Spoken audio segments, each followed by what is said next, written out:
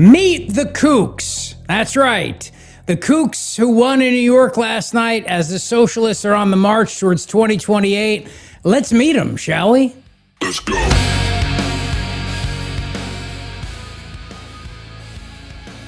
I'd play the song Meet the Mets, but it would probably get a copyright violation. And since, Phillies crushed the Mets, I don't want to make anybody feel bad out there. But you remember the song, Meet the Mets, Meet the Mets. Well, meet the kooks in New York, who won last night with Zohran Mamdani becoming the Kingmaker and being coronated as Kingmaker. And the socialists are all looking towards 2028. Now they're realizing they've got the big the momentum. And I've been telling you, listen, I said this. I said, you got to stop thinking about the cities. They're over. Like, we've lost the cities. It's escape from New York. It's escape from LA. It's over. You got to start protecting the suburbs. And in that, we've done a horrible job of that because you've already got Democrat kooks going to Congress in places like New Jersey and right outside of Philadelphia. So the DSA, we have said this before, on the march. And as they're marching, they're winning. The socialists sweep. So who are some of these kooks? Who are some of these nutbags? Well, let's start with Darlisa Avila-Shavarier. I got to learn how to pronounce all these names. Part of the wave of Democrats who won last night, she believes in zero deportations. 0.0.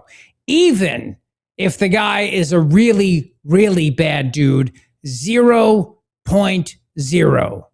There are cases in which migrants to New York have committed violent crimes, including murder, in this district. Under normal circumstances, undocumented defendants charged with crimes go through the system, and if convicted, they get deported before or after serving time. Ms. Shavarier, you recently said on WNYC Radio that defendants who commit crimes should not be deported after serving time. Why is that? Because we have a criminal system. It's an imperfect system. It's an imperfect criminal system that I've been critical of, but we have one.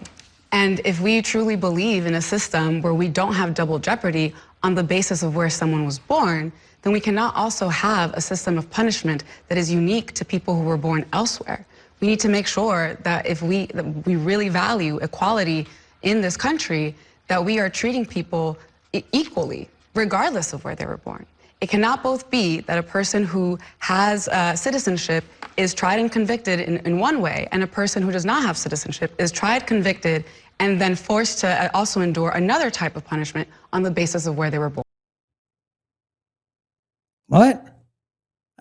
Double jeopardy applies to United States citizens to make sure that they're not tried twice for the same crime. And by the way, it's abused all the time because there's state charges and federal charges, and that's all the time. But the punishment of deportation is a punishment. That's not double jeopardy. You understand that, right? I mean, I know this because they used to do this in the mafia all the time. They would get a mob boss, because I have to make Jersey mafia analogies and Philly mafia analogies at least 7 times a day. And then they would deport them back to the homeland, the motherland, Italy. That's right. Or Sicily. Because, some people think it's 2 different countries, but whatever. They would do that. They pick up a Gambino, mob boss, and send him back. A Genovese, send him back. That's not double jeopardy. That's the punishment. Punishment is you're being sent from the United States of America. Okay? That's the difference. We can't deport citizens because they're citizens. They don't belong to another country, so we can't send them to another country. I mean, we could build a foreign prison, but that would probably violate the U.S. Constitution, I would imagine, the whole prohibition on cruel and unusual punishment. So if you're born here, you go to jail here. You go to prison here. I mean, they played some games during the Obama years and Bush years with Gitmo, but you know what I'm talking about, right? If you're born in U.S. soil, you go to U.S. jail. If you're not born in U.S. soil and you're not a citizen, very likely, if you're here illegally, they're going to send you back from whence you came as part of your punishment so that I don't have to pay for your incarceration. That's not double jeopardy, genius. We're not treating somebody differently based on where they're from. We're just sending them back to where they're from, okay? So that they can do their time over there. That's called the criminal justice system. But you see, people like her don't believe that somebody who's from another country should not be automatically granted citizenship. Like in her mind, that person, because they're here, just as much a citizen as you and me, however they got here, no matter what. Try that in other countries. Like try to go to France on vacation and then just decide you're a citizen. You're just going to stay. See how that works out for you. And we always bring up like the totalitarian countries, but really just try it in any European country. Like go to Switzerland and just say, I'm here and I'm going to live here now. And I'm not leaving. Like good luck. See how that works out. Really, honestly, try it. Here's Mamdani endorsed Aberquah. I don't know. Again, I gotta get to meet the kooks. I gotta meet the kooks. I don't know the kooks. I knew they were gonna win. I just didn't care enough to look them up beforehand. I figured if they won, we'd have to talk about it. Here we are talking about it. This guy or gal, I don't even know, won the Democrats' first state Senate seat in New York. Here she is saying 9/11 was America's fault. Our fault because of our system of, you guessed it, here we go. And so and finding that the system of capitalism and racism and white supremacy, etc., have all, and Islamophobia have all been used, to colonize lands, right, to take resources from other people. And so this is like a long trajectory. And we're just seeing the manifestations of that continuation, right, with 9/11. And so a lot of times when people are asking us to respond about, attack, right? If you look back, historically, right, a lot of us come from lands that were colonized, lands where wars are being waged, right? And a lot of times because of U.S. policy or the policies in Europe. And so I find that we can connect over that, but then also that the idea that we have to apologize for a terror attack that a couple of people did, and then there is no apologies or reparations for genocides and for slavery, etc., is something that I kind of find reprehensible. Okay, let's try to unpack that, shall we? And I feel like my brain is not quite there yet to really, truly process all this. I'm only 5 weeks post-op. So my brain, I don't even know if the anesthesia is all cleared yet. And I feel like I was just in a coma listening to that.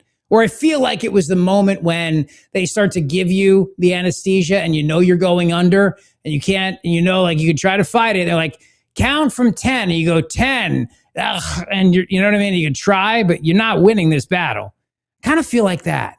I'm not really going to win a logical argument here. First of all, we haven't colonized anybody. We have not been colonizing in a very long time. Okay, number one, if you want to debate whether or not the United States involvement in foreign wars leads to those wars coming back here, I'm all for that debate because we've talked about that many, many times. To argue that 9/11 happened because we were colonizers and we had a history of racism, white supremacy, and capitalism, and that we kind of had it coming. And a couple people did something, which is what Ilhan Omar had said, the same exact thing, the brother lover, Congresswoman brother lover, because a couple people did something. Or maybe it was I think it was Omar. A couple of people did something on 9/11. No, if you want to have a policy debate about whether or not, being involved in the Middle East could mean that there's consequences back home, like they'll try to fight us here in the homeland. That's a legit policy debate that's to be had. To argue that we had it coming because of colonization when we haven't colonized anybody in how freaking long? Nobody. We don't have any colonies. We were colonies. We literally were colonies who decided that we were going to overthrow the shackles of the king. That was 250 years ago, by the way. Happy birthday, America. This is who you got, man. I mean, they're on the march. They're on the move here. So I want to share with you this article here. Let's see if I can pull this up. We got a lot today for you. And thanks for being here, by the way. I appreciate it very much. We appreciate it. So please hit the subscribe button, hit the like button. Thank you for being here. This woman, Avila-Shavarier, had posted this on X at one point. I forgot to get napkins, so I just wiped my hand on the American flag behind me. She has a defund the police M4BL, which I'm guessing is some sort of Black Lives Matter thing. She had posted this back in 2019.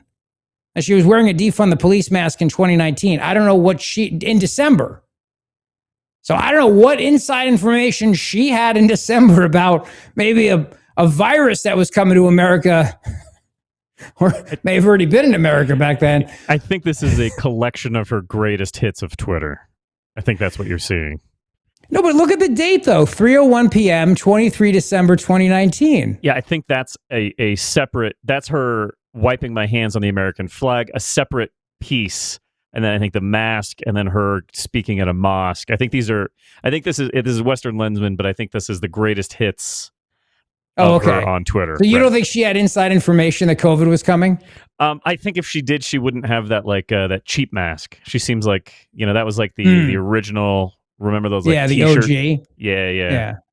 But because I do think, we knew there were people who were tipped off because remember the early toilet paper roll raids in Costco in like February of 2020? That's because people who had family members in China or knew people over there, they were like, I'm going to Costco and I'm stocking up. You know what I mean? And I looked at those people back then and I thought, what's going on here? I remember pulling a roll of paper towels out of some guy's cart, and this guy yelled at me. I thought it was a pallet. And he just had it in his cart. I was like, man, what's this guy know that I don't? Paper towels? And then, that's the thing you need? Get ready for a pandemic? Paper towel? Okay.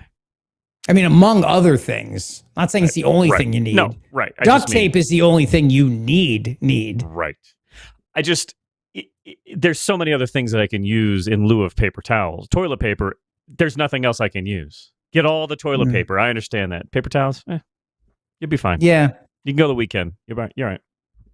That's fair point. I mean, or you could do what I did during COVID, which is I bought a bidet. Hey.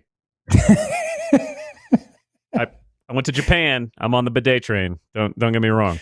I'm a big fan of the bidet. Love the bidet. Big fan.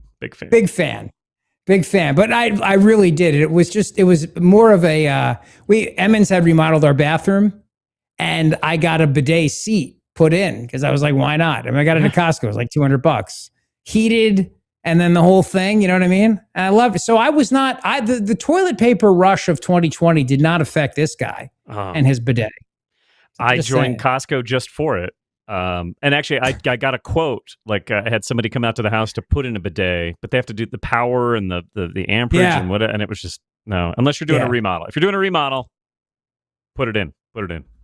When we just did our remodel, the kids' bathroom here, Chris Kelly, Matt's brother, said, do you want me to put an outlet there for a bidet in the future? I was like, you bet your ass I do. You bet your beautiful, clean little ass I do. Absolutely. You bet you're wet and then dry with a fan. Anyway, so that's her saying she would use the American flag as her backup if she didn't have toilet paper. All right. Zohran Mamdani just became a congressional kingmaker. This is from Vox. The New York City mayor endorsed 3 congressional candidates against the Democratic establishment. They all won. Now, President Trump posted the Truth Social a short time ago, and I got to share this with you, that basically the fake news is making it out to be that Zohran Mamdani is a huge kingmaker, but the reality is Donald Trump is the real kingmaker, and he wants everybody to know that. He said, Mayor Mamdani pulled through 3 solid communists and has received loud and universal applause from the fake news media. Congratulations, Mr. Mayor. I went 16-0 last night, helping to elect wonderful American patriots, and the media doesn't say a word. Over the last 2 years, my endorsement has netted 259 primary wins and almost no losses with 0 media attention. Fake news, President DJT. Well, Mr. President, 2 things can be true at the same time. You are absolutely, your endorsement matters. Absolutely, no doubt about it. And fear ye who doesn't get it in a Republican primary. We've seen that time and time again. But on the Democrat side, it is now the point where the socialists, if you don't get their endorsement, you're not winning. So on the Republican side, it's yes, Donald Trump endorsement or you lose. On the Democrat side, it's DSA endorsement or you lose. Democrat Socialists of America or you lose. And some of these Democrats are getting the hint, by the way. Some of these people are getting the hint. Like Khanna. Now, Khanna was out there a few weeks ago, California congressman, trying to pretend like he's the guy coming from the middle lane as he gears up to run for president. And he was acting like this socialism thing is a blip on the radar. Then he sees what happens as these socialists pick up 2 congressional seats in New Jersey, outside of Philadelphia, and then clean sweep in New York City. And throughout the country, in other places, by the way, other places. And now he and soon others like him who want to run for president are all going to be doing this little dance with the kooks for their own political survival. But I do believe that this shows 2 things. First, Mamdani is a star. Anyone dismissing him is just naive and out of touch. He is one of the 5 most consequential Democrats in the nation right now, and people should treat him with respect. And the second thing is that the progressive movement is on the ascendancy in the House of Representatives and across the country. And the idea of just saying, oh, this is New York, is just not true. We've been winning in Pennsylvania, in New Jersey, in Michigan, in Maine, and this is really where the energy of the party is. What's this we stuff, Kemosabe? Are you part of them now? Is that what it is? Huh?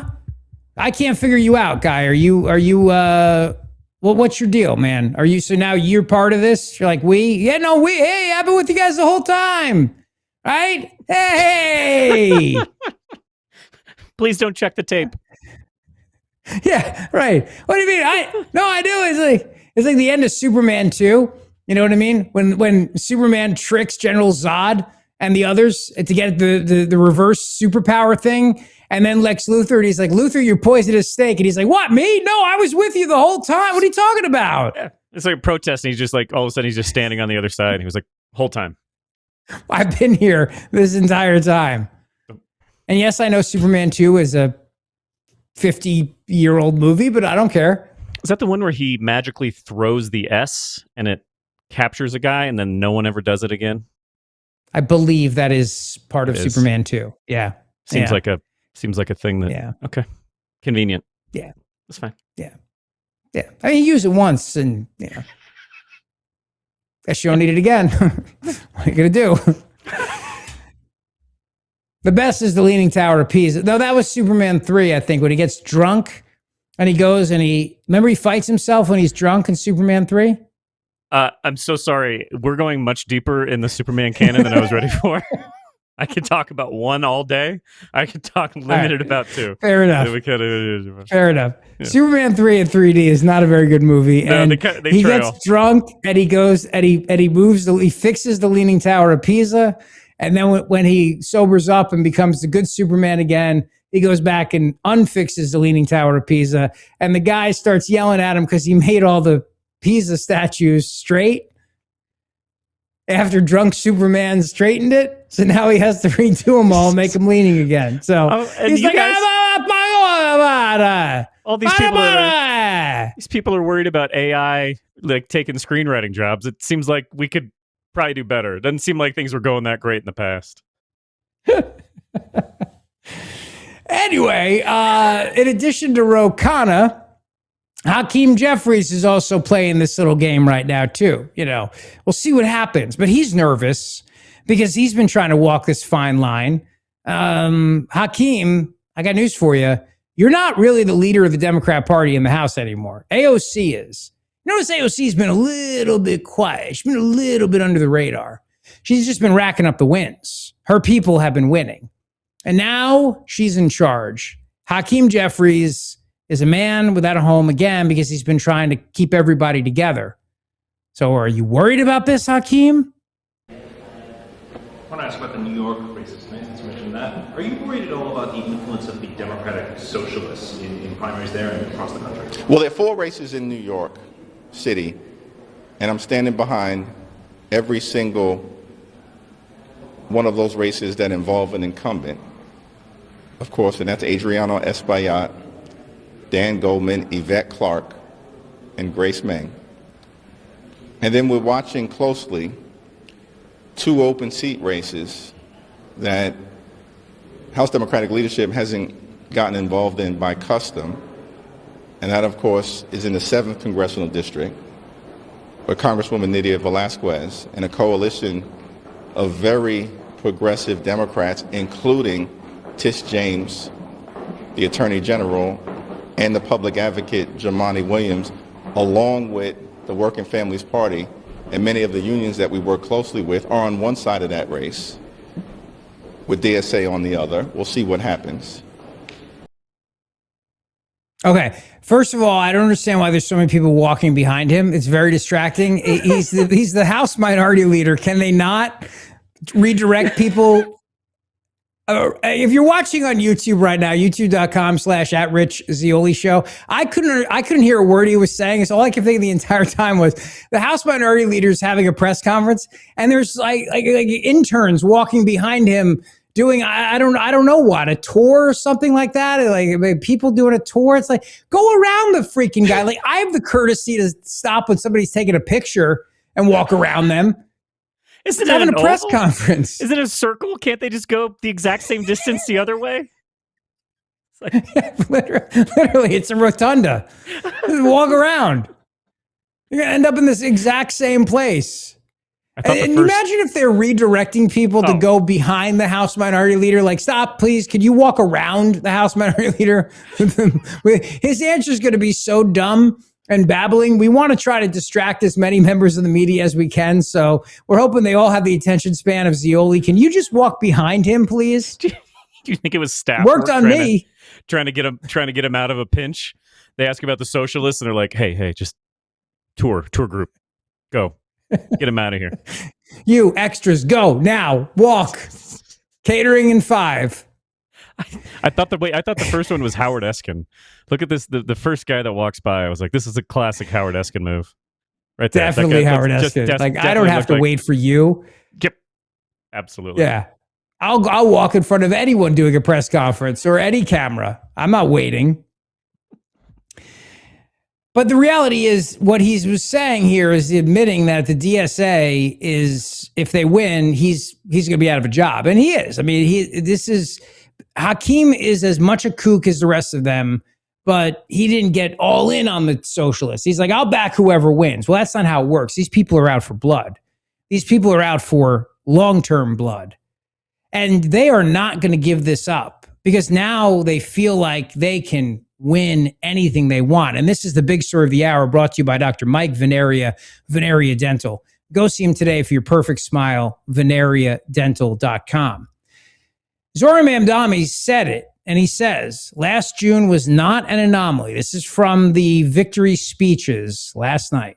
Last June, a year ago tomorrow, was not an anomaly. It was not the end. It was the beginning. He's not wrong. Look, if Trump's endorsement matters on the Republican side, and it absolutely freaking matters, Mamdani's endorsement matters on the Democrat side. Absolutely. You're not winning a Democrat primary if you are not backed by the Democrat Socialists of America. You're not winning a Republican primary if you're not backed by Donald Trump. There are exceptions, but that is the rule. That is where the state of our politics is at this moment right now in America.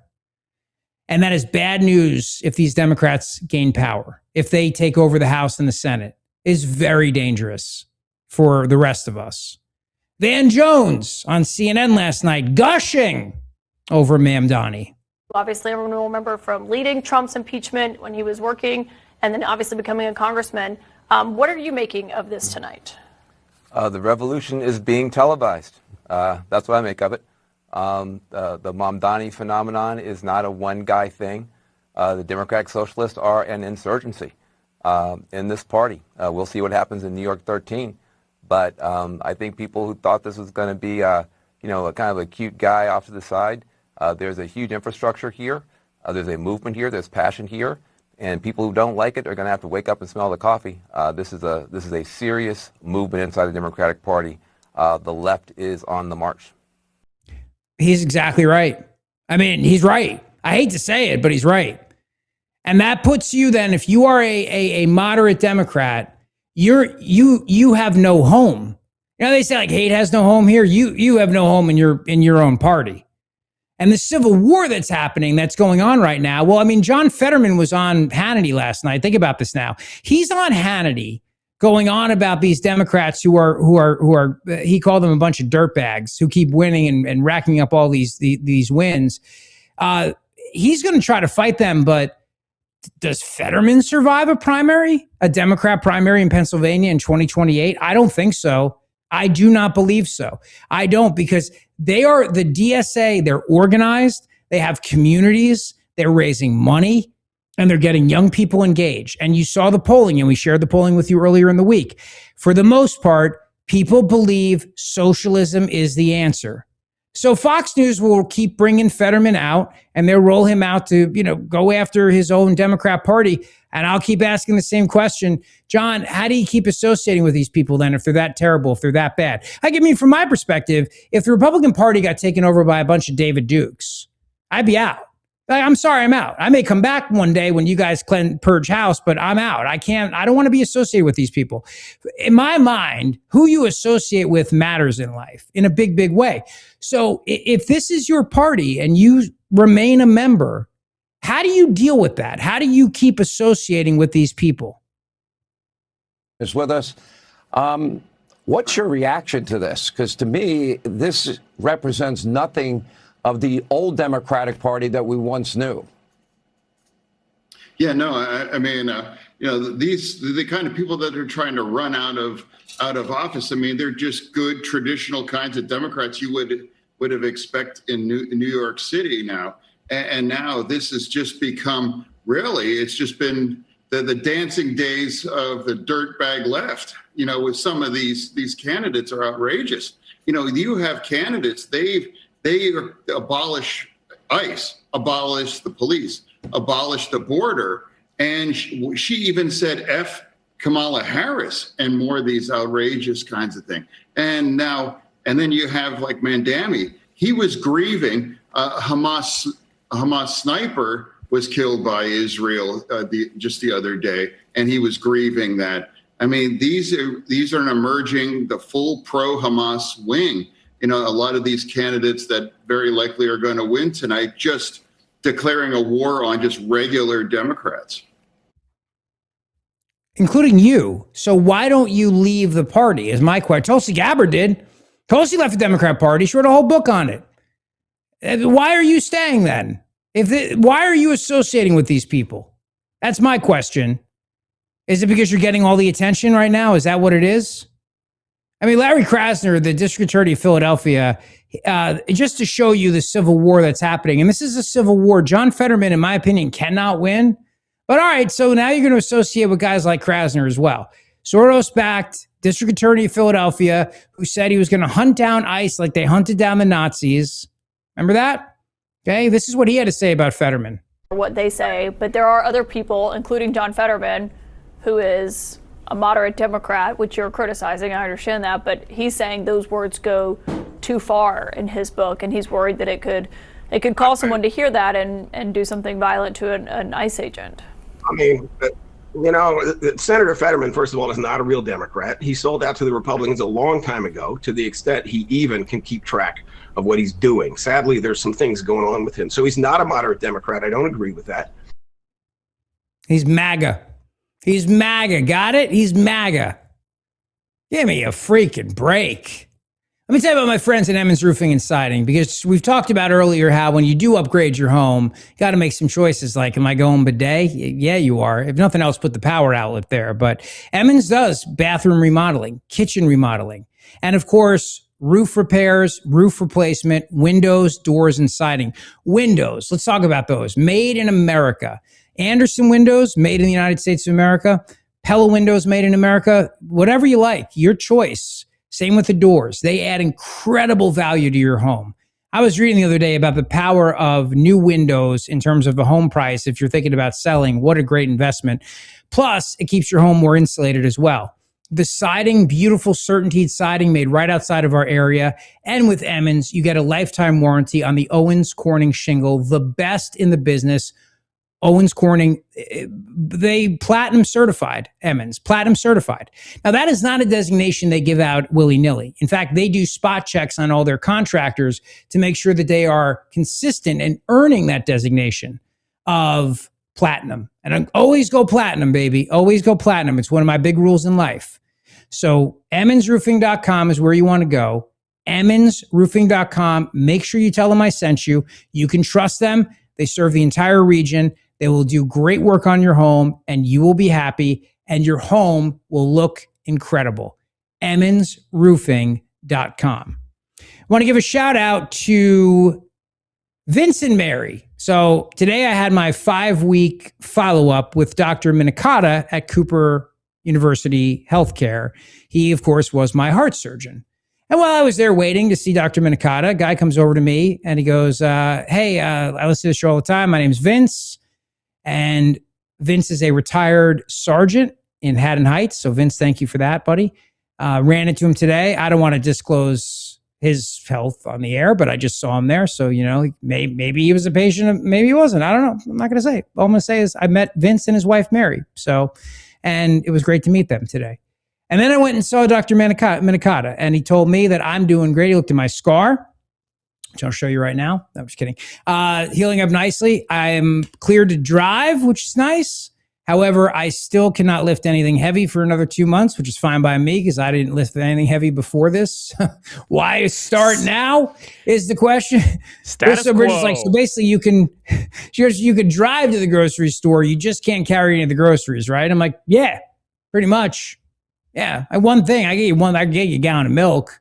Yeah, half a gallon. I got a 12-pack of beer. 6-pack, yeah. Yeah, that's it. Right. Very, but no, can I go the grocery shopping? No, absolutely not. It's nice. Did I do these things to help her out before? No, I didn't. Why change now? No, I mean, it's nice to have the ability to get a half a gallon of milk at any time. Yeah. Boom. If you need a half a gallon of milk, I'm your guy. Anything else, call a guy. Call another guy. Call an actual man. Yeah. Or possibly, a woman who could help you. But anyway, so that's some good news. And, I've got so many wonderful thoughts and comments and well wishes and prayers, and keep them up and keep it going. Still, sleeping is still incredibly difficult. I think I got 3 hours last night, so we're working on that. We're trying to get better with the sleep thing, but it's not my job keeping me up. It used to be, back when I would talk about this stuff for 4 hours a day and my heart was crushing my artery.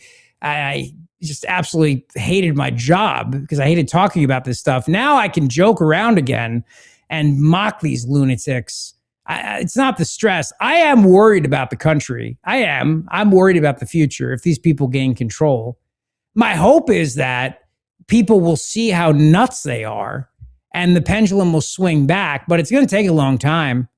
And my hope is that as long as the Democrats keep going down this road of nominating kooks, then Republicans can hold on to the majorities. We're going to hold on. Republicans will hold on to Texas, for example. Another clip came out of James Tallarico, who's running for the Senate in Texas. The media acts like, oh, he can totally win. He can win Texas. He can flip. No, he's not going to win Texas. Plattner, unfortunately, can win Maine. I'm genuinely worried about that. I really am. I'm worried about Maine, but I'm not worried about Texas. And I'm certainly less worried now that in an interview with a self-described trans queer activist theologian, whatever the hell that means, I think that might have been my Queensryche cover band name in college, trans queer activist theologian, Texas Democrat James Tallarico said this. Yeah, and that's, I always think of myself as a Christian who hates Christianity, yep. Right? And I always get drawn back into it. A Christian who hates Christianity, dating a vegan, cannot win a U.S. Senate seat in Texas, okay?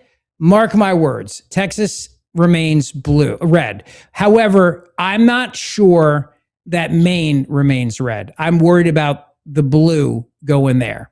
And what do we have to worry about if the Democrats take control? We know they're going to impeach Donald Trump, but he's been through 2 of those. Nonstop investigations. The Trump agenda comes to an end.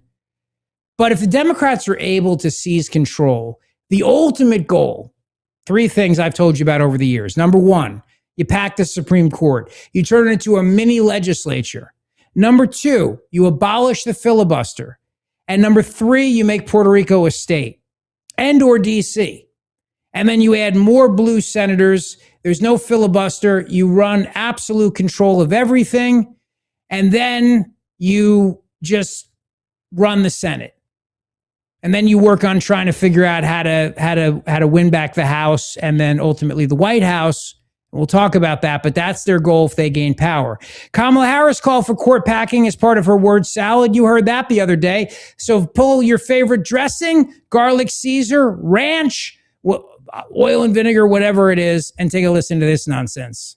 Does that sound like something that would be possible? And do you think that it should be expanded for however many? He says 13 because of 13 circuits. Oh, I've been saying for quite some time, I think that we absolutely have to explore what we need to do because of the Supreme Court and what it has done to destroy so many of the elements of the Constitution that were designed to protect, in particular, the minority, those who are marginalized, including expansion of the Supreme Court. And yes, I absolutely believe that we should be exploring that. Yeah, absolutely we should be, because we turn into a mini legislature and then we can get through all the nutty, backguana, crazy ideas that we can't get through the House because they're not popular with the American people. But we can get it through the court and we could just jam everything through the Supreme Court. And since we control the Senate, we'll be able to make sure that only kooks wear black robes. That's it. So it'll be kooks in black. That'll be the new thing. That's their plan for ultimate control. And then eventually you get rid of the Electoral College and you have a Supreme Court say that it's unconstitutional, even though it's in the Constitution or something. I don't know. The amount of power these people can amass is terrifying and they have to be stopped. I'm not saying Maine is a lost cause. Don't misinterpret me, but I'm very worried about Graham Plattner. And he thanked Planned Parenthood. Now, obviously, Planned Parenthood loving death, they're with the Nazi guy. So obviously, the guy with the Nazi tattoo. So it's a perfect fit. It really is with Planned Parenthood. And he thanked them, not only for endorsing him, but for all of his other issues as well. Part of that, as many of you know, is that I firmly believe in a universal healthcare system. I believe in it because I have in many ways received it with my VA benefits. But I will also say that many of my female friends and my wife throughout their lives have received some form of that same kind of support from Planned Parenthood. I have friends who even today get primary care through Planned Parenthood. I myself, at a younger age, received I got STI checks at the Portland Planned Parenthood. And it's not an embarrassing thing, it's a smart thing to do, especially when you're younger. And sleeping around and disgusting and a misogynist who texts and sex women and God only knows what else. Yeah, no, he had to get a lot of STI checks. And obviously smart thing to do when you're running around with a Nazi tattoo and you're on all these crazy sites and your name.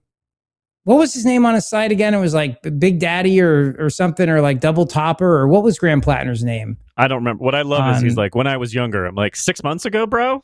What do you mean when you were younger? Like, you're still on the site. Like, right. It was like 5 minutes ago. That's what Fetterman calls P Hustle. P Hustle. That's what it was. P Hustle. That's all. Yep. Forgot. P Hustle was getting STD checks 5 minutes ago. Who the hell? Who are you kidding? He had one Planned Parenthood endorsed him and checked him for an STD at the same time. Like, pee in this cup, and here's our endorsement. It wasn't hard to endorse him. He was already in. He was already sitting there. And they were like, I guess the guy that uses us every week to make sure, doesn't fall off. Like, we should probably endorse that guy. Woman comes out. She's like, Plattner, Plattner, oh, hey, you're here for an STD check and an Senate endorsement? Yep, come on back. Just need you to get on the scale first, if you would. It's close, Rich. And date of birth, please. Close. They're Date more of like, birth. Graham, hey, it's been 2 weeks. How you been? Oh, I'd love to endorse you. Of course. You still having that burning sensation? Huh? No fire shoot out my blank, Doc. One of the funniest Eddie Murphy lines ever. You mean you got a slight burning sensation? No, I mean fire shoot out my blank. my blank's a blowtorch, Doc. Hysterical. That's Graham Plattner. Okay? And he had a lot more to say, too. Got to build new rights, new definitions of freedom, universal health care, abolishing ICE. This is who these people are. And they are coming to a town near you, a suburb near you, a Senate race near you, and ultimately, they're going to try to get one of these kooks to be the presidential candidate for the Democrat Party. They have infiltrated the Democrat Party, and now they control the Democrat Party. Much like how in a science fiction movie, remember the movie, what was it, The Thing? John Carpenter's The Thing, which was a remake, but that's the one that I remember. There was a remake after that. Kurt Russell was in it. It's a great movie. The Quaker Oats guy was in it. Great movie. That's the snow one, right? Like the Arctic. That's the snow one. Yep, Right. They're in the Yep. Arctic. And the alien life form takes over the person's body and basically becomes them. They make a carbon copy of them or something, and then you don't know which one is which. That's what the socialists did with the Democrats. They infiltrated it that way. Remember, they got the dog too. Spoiler alert! I don't want to give it away. I don't want to give the ending away. Spoiling Superman, spoiling John Carpenter's 1982 The Thing. Like, this podcast isn't safe. What's next? Huh? What's next? The Sixth Sense? You gonna ruin that one for us too? Jerk. That's half as old as everything else you've referenced. I've been watching a lot of old movies lately. What can I tell you? Seems like it. I've been catching up. Good Lord. The kid's dead. I mean, not the kid. Bruce Willis is dead. Wait, right? you can't spoil it wrong for people. Spoil it wrong. The kid's dead. Not the kid. Bruce Willis is dead. Whatever. That's a different movie. It's a wholly different movie. Kid's dead. Sorry about that if you haven't seen it. I love it. You're like, I'm going to go watch The Sixth Sense. Now Zeoli ruined it. Along with all these other movies, too. It's all set up. Oh, just don't ruin the ending of Casablanca, all right? Here's Plattner talking about building new rights, new definitions of freedom. It's important, I think, to remember that when we regain power, it's not going to be enough to go back to what we had. We need to build new rights, new definitions of freedom that include material definitions. The idea that you don't actually have a right to something if you can never, ever afford it or never, ever reach it. Even before Roe was overturned, there were lots of people in the United States who still barely had access to reproductive rights. Got a new definitions of freedom, universal everything and all of it. This is where the Democrat Party is, and it's only just beginning. It really is. So let's talk about 2028, shall we? Because that's what we got to really be concerned about is 2028. And if you think the Democrat Socialists of America are going to stop at mayoral races, if you think any of that's going to happen, you're nuts. Democrat Socialists are coming for 2028. As I read this article, the group is asking members across all 250 chapters to weigh who they want to back in the next presidential election, according to a plan first shared with Politico. So I'm going to get into this with you, but first I want to tell you about our great sponsor and friends, the Grand Hotel of Cape May, New Jersey. I love it there. I really do. I call it my happy place for a reason. Because Cape May is by far my favorite shore town, no question about it. I love the Victorian homes. I love the World War II history. I love the wineries, the breweries, all the great restaurants, the outdoor shopping mall. I love it. And I love the Grand Hotel because they have a gigantic outdoor heated pool and an indoor heated saltwater pool that's big. And so the kids love that if the weather's bad. The people there are great. The food at Hemingway's restaurant, you're not going to find fresher seafood and steaks anywhere at the Jersey Shore than Hemingway's. Handcrafted cocktails. They have a beach. They have a tiki bar at the pool, the outdoor pool bar. Well, they'll make you handcrafted cocktails of, all the fancy rum drinks and boat drinks you love and local beer. And when you stay at the Grand Hotel, they give you resort credits. So here's how this works. The longer you stay, the more you save. Ultimately, if you stay a July midweek stay, you stay 7 nights, you're going to get $80 a night in resort credits that you can use at Hemingway's restaurant, the outdoor pool bar, the beach cabana, beach concession stand, get food delivered right to your chair, the gift shop, take the kids on a whale watching boat cruise. The longer you stay, the more you get back in resort credits, and that's a beautiful thing. So please, just go to grandhotelcapemay.com and make your July midweek stay today. You have to book direct with them. You'll get the best rates and you'll get the resort credits. You're not getting resort credits if you book on Expedia or one of these other sites. You have to go direct, and it's worth it. Trust me. It's also the most perfect place to have a beachfront, beautiful storybook wedding. My friend Caitlin was named the South Jersey Face of Weddings. Isn't that a beautiful thing? And she will plan the most special wedding for you, or baby shower, bridal shower, you name it. Just reach out to her today. Go to grandhotelcapemay.com, grandhotelcapemay.com. So the Democrat Socialists are coming for 2028. And according to the plan shared by Politico, after last night's massive victories, they are ready to make sure one of their own is on the presidential primary debate stage, whether the party wants them or not. Quote, what DSA represents is a real contrast to Democrats who have run the last couple of elections on fear, said DSA National Co-Chair Megan Romer. You can't run on that. You have to offer an alternative. And it's really important that we be involved in that conversation in 2028. It's important that we have somebody saying sensible things. Their search is already underway. DSA is dispatching surveys to all 250 of its chapters across America. At one point, these people would have been considered the fringe of the Democrat Party. Now you've got Democrats groveling to try to play nice with them so that they don't lose their own seats. AOC is a kingmaker now. Bernie Sanders is a kingmaker. Mamdani is a kingmaker. It's their party now. And the only question is, how do the superdelegates of the Democrat Party stop them? And that's the one hope. The one hope that the people like Gavin Newsom and others have is that the superdelegates, the adults in the room, will come and run to their rescue to make sure that AOC is not the nominee. Because the Democrat Party controls the process. They don't allow their base to pick their candidates. If they did, then you would have been dealing with Bernie Sanders as the nominee, not Hillary Clinton in 2016, who's still fuming over the Electoral College, by the way, and calls it an abomination. There's a new Netflix series coming out. I don't know why. Honestly, anyone decided that this was a good idea, but you may want to think about that Netflix subscription. But in this new Netflix subscription this new Netflix show that comes out, she calls the Electoral College an abomination for personal reasons, she says, and then goes on to talk about how she wants it to be abolished.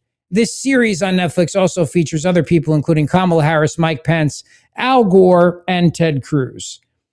And it's called The American Experiment. And a trailer for the upcoming series, which is produced by Tom Hanks. It's like we can't go 5 minutes out here in that guy's name these days. She said, well, I personally think the Electoral College is an abomination for obvious reasons. But remember, Kamala Harris lost the Electoral College and the popular vote, which is why I said the other day in America's Newsroom, I said you should also abolish the popular vote, since she lost that too. If you're going to abolish the Electoral College, abolish the popular vote. Why not? The hell?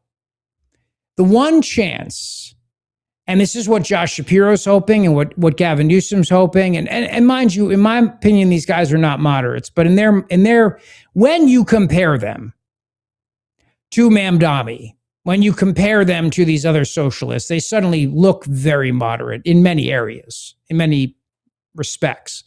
But mostly they're moderates in the sense that they are not outright admitting their socialism and advocating for it. They're much more subtle about it.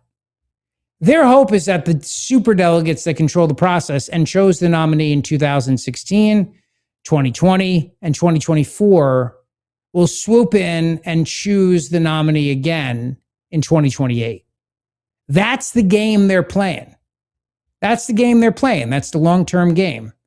Will it work? I don't know. I have no idea. All I know for them is that they got a real uphill battle to climb because the DSA is so in charge. And you're going to hear more and more about this, a lot about this. Oh, you're also going to hear a lot about the reflecting pool. Because apparently we have nothing else to talk about in America but a reflecting pool. Newsbusters.org, our buddy Bill D'Agostino, who I used to have on the show all the time, Media Research Center, he did a little study about the TV news networks wasting nearly 7 hours on the Lincoln Memorial and the reflecting pool and everything else. 7 hours. And I believe we have audio of that, Jared, if I'm not mistaken, as well. A little montage for you of the networks talking about the reflecting pool. The president's quest to make the reflecting pool in front of the Lincoln Memorial blue has had a setback. It's green. CNN's Brian Todd went to check it out. Brian, what'd you find? It looks pretty green. Let's zoom in here, Dennis, if you will. And okay, you say, oh, look at this beautiful patch of grass. No. That is the reflecting pool. It's green, okay? It should be blue, all right? It's not blue. This is what we're talking about, and I'll try not to disturb anything, but just show you. 1, 2, 3, 4 people in the water now. And we're going to scoop up a water sample to see if we can get this tested. It showed phosphate levels far higher than what is recommended. The ongoing battle here to somehow knock down this algae bloom that has turned this entire pool green, and they're trying very hard to knock it down. I'm obsessed with the reflecting pool. I have to say.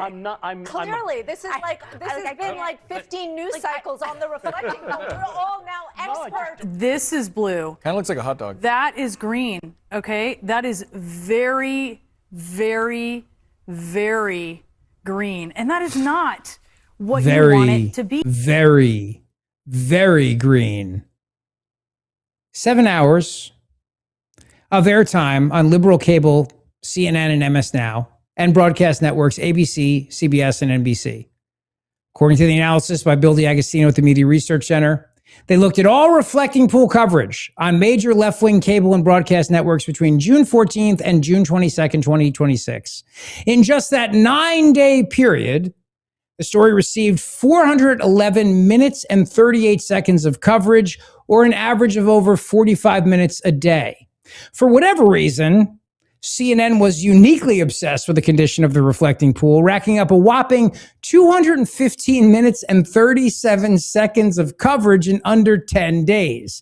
In just the past week, CNN dedicated 207 minutes and 45 seconds solely to the reflecting pool, approximately 30 minutes a day.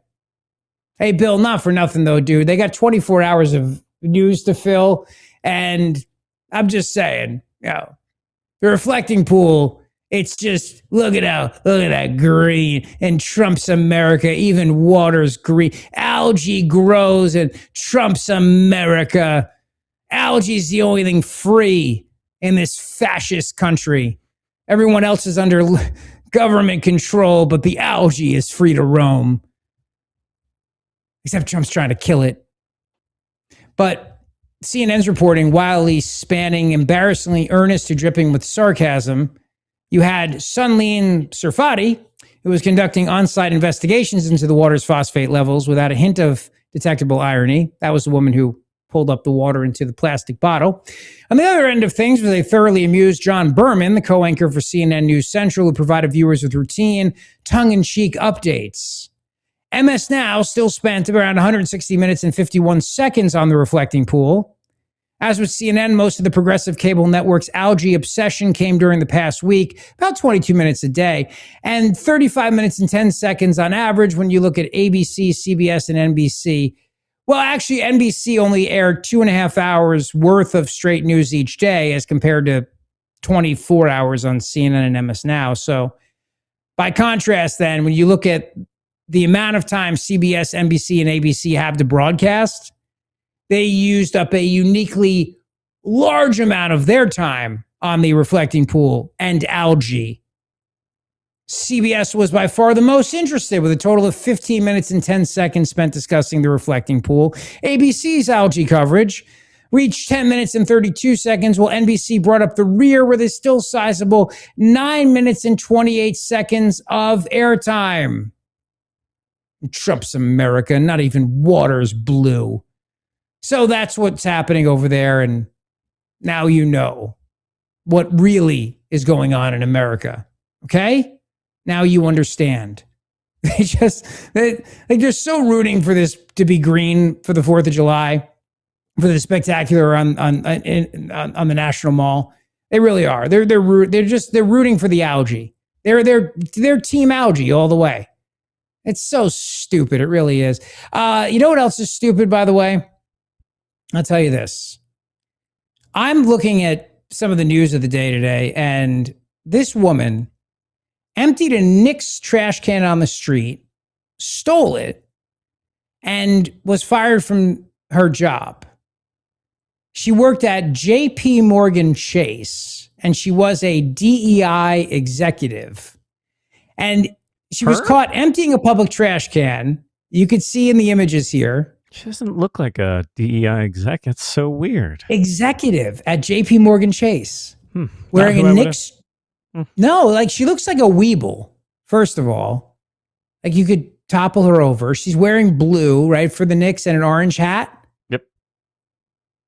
And what was her goal, Jared? She said she was going to sell it. Like it was a suit because the orange can, the trash can's orange, so she thought she could get some money. You would think that she was getting paid pretty well at J.P. Morgan Chase. I would think, wouldn't you? I mean, maybe she knows the walls are closing in for the DEI position at J.P. Morgan. She's got to get a retirement plan with her Knicks. Also, like it's a blue and orange trash can. Like you and I could make one of those by close of business. It's not. There's nothing special about it. But it was part of the parade, Jared. They put out also. Firstly, the idea that New York didn't think those were going to get stolen, like you're high. Like everything's going to get stolen. If it's orange and blue, someone's going to take it. I think that if you told me what does a DEI executive look like, I would have drawn you a picture of a woke, rotund white woman in New York City who. She's exactly what I would have picked. She doesn't look like an executive, but she looks exactly like somebody who has given up on her dream of teaching women's studies and had to cash in the corporate way. That's my call. And I'm guessing that somebody at J.P. Morgan Chase, when this came to their attention, they're like, "Oh, thank God we have reason now to fire her." Oh, thank God we have a legit reason to get rid of her now. Like, thank God. Slight cheer went up from the C-suite. Of like, poor Becky. Oh, she's been. I guess we'll have to let her go. Angie throwing the trash all over the street like that. They caught you on video. Would have loved nothing we could do about it. Would have loved to. Mr. Diamond's very sad to have to let you go. He really is. He's very sad. According to her LinkedIn profile, she was the executive director of community and industry engagement for card and connected commerce at J.P. Morgan Chase. Don't know what any of those words mean. She previously served as executive director of diversity, equity, and inclusion at the New York-based review website The Infatuation, which Chase acquired as part of its broader push into lifestyle and experiential content. So you know what happened? They got stuck with her through the acquisition, didn't know how to get rid of her because her name is Angie Baez and she's 40 and they didn't want to get sued. They wanted to find a way to get rid of her. And then perfectly, Angie comes along, dumps the garbage, is caught on video stealing the trash can. And they were like, "Thank you, God. Goodbye, Angie." I guarantee that's what happened. 100%. You're right, Jared. Cheers from the C-suite. Cheers from the C-suite at J.P. Morgan Chase. Great stuff, man. It's terrible. It's last bit on that. Is she also is so proud. Like you could see her riding the subway. Somebody took a different photo of her. Like you stole a trash can in New York. Can you can you tone down how proud you are of yourself? It's fine. It's fine. Like, you don't think that's a huge accomplishment that she should be running around bragging about? If it was like if you stole a light pole in Philly because the Sixers won, like, be proud, right? It was nailed to the ground. Like, you won. You got it. They didn't want you to have it. They greased it up, but you took it. She took a thing and flipped it that weighs nothing and then walked off with it. That's not, like, why are you so happy with yourself? What did you get done? Like, I can tell that she's not a good worker if she thinks this is a great accomplishment. Right. Like, if she thinks like this is like, I've made it, you know that, to your point, the C-suite was like, Angie, this hurts us more than it hurts you, Angie.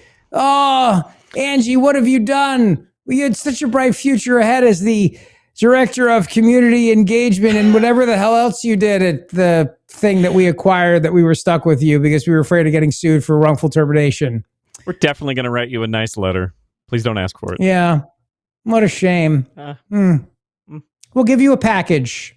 It includes garbage bags for your Knicks can, which pretty sure you get to keep in Mamdani's New York, I think.